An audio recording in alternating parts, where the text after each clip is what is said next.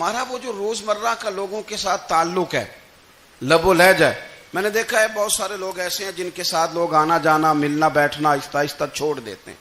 اور وہ کس لیے چھوڑ دیتے ہیں؟ وہ ان کے رویے کی وجہ سے چھوڑ دیتے ہیں، ان کے انداز فکر کی وجہ سے چھوڑ دیتے ہیں، ان کے شکووں کی وجہ سے چھوڑ دیتے ہیں.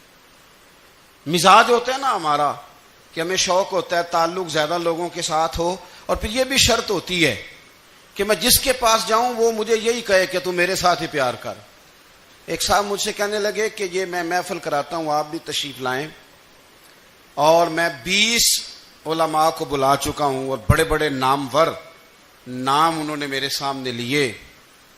میں نے ان سے پوچھا کہ جو نام آپ نے لیے ہیں اور آپ کی تصویریں بھی ساتھ ہیں، میں الحمدللہ تسلیم کر گیا ہوں آپ کی بات کو، لیکن سوال میرا یہ تھا کہ کیا آپ نماز بھی پڑھتے ہیں؟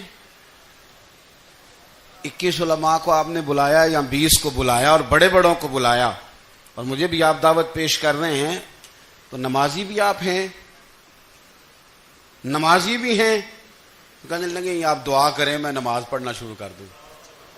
میں نے ان سے کہا خدا کے بندے، اب اگر تو کسی اور کو بتائے گا کہ 20 اتنے بڑے لوگوں سے میرا تعلق کر پڑتا میں نماز بھی نہیں، تو لوگ کیا سوچیں گے کہ 21 مولوی مل کے بھی ایک بندے کو نمازی نہیں بنا سکے. تو آپ اپنے لب و لہجے سے صرف باتوں سے گرویدہ کسی کو کر لیں گے. آپ یہ دیکھیں کہ اخلاق کس طرح کا ہے، لہجہ کس طرح کا ہے، آپ کے بات کرنے کا انداز کتنا حسین ہے، اس لفظ کے اندر حسن کتنا زیادہ ہے.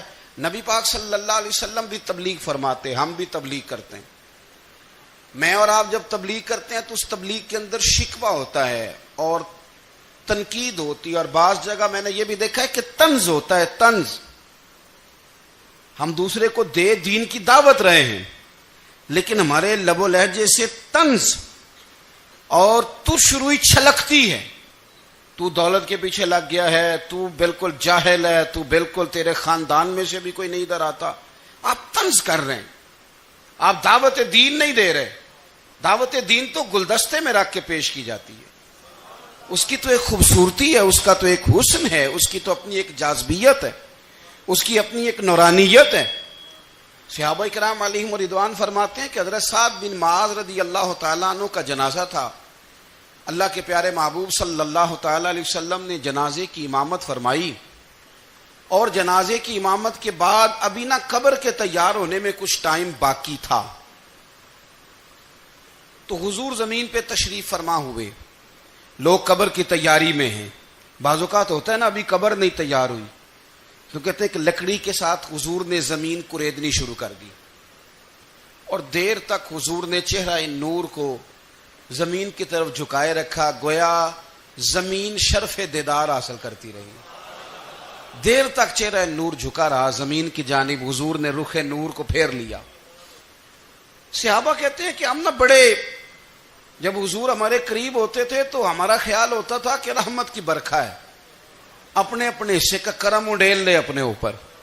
فرماتے ہیں منتظر تھے کہ حضور کب ہماری طرف رخ انور پھیریں اور ہم کریم سے کوئی بات سن سکیں. ارشاد فرماتے ہیں کہ ہم بڑے شدید منتظر تھے.